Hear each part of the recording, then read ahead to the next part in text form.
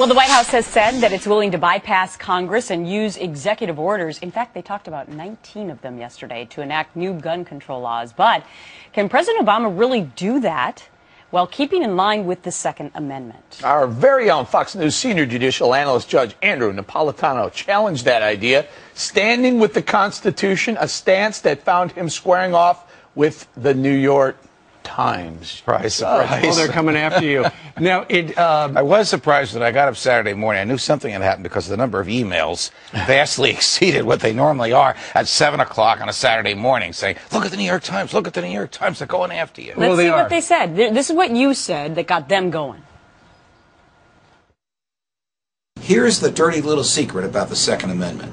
The Second Amendment was not written in order to protect your right to shoot deer. It was written to protect your right to shoot tyrants if they take over the government. okay, so in response... That was just a little blurb in the D.C. Bureau for Greta Wire.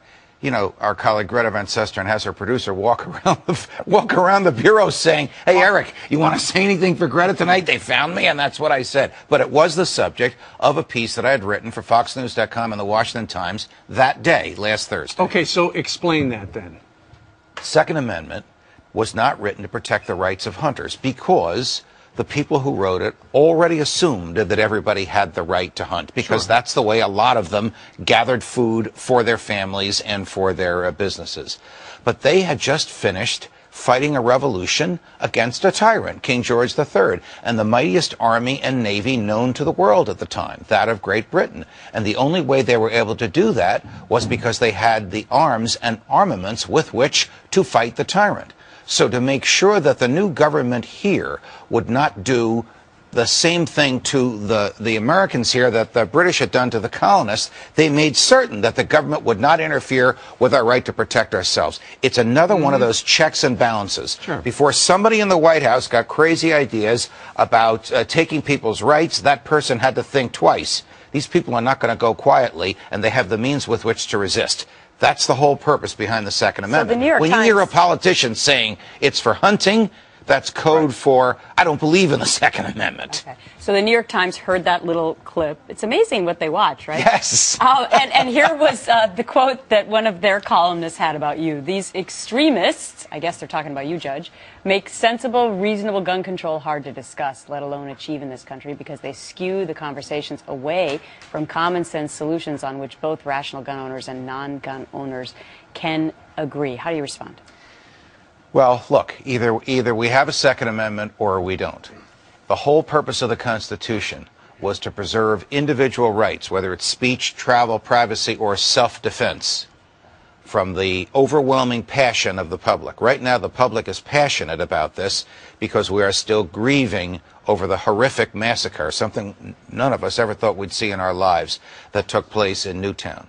So the question is, should law-abiding citizens lose a fundamental liberty because of what some crazies among us have done? We have almost always answered that question, no. We look out for and prosecute the crazies. We don't take the rights away from those who don't abuse them. And Judge, they took it one step further, the Founding Fathers did when they wrote that Second Amendment. They said the rights shall not, to keep and bear arms, shall not be infringed upon. Takes it one step further, doesn't it?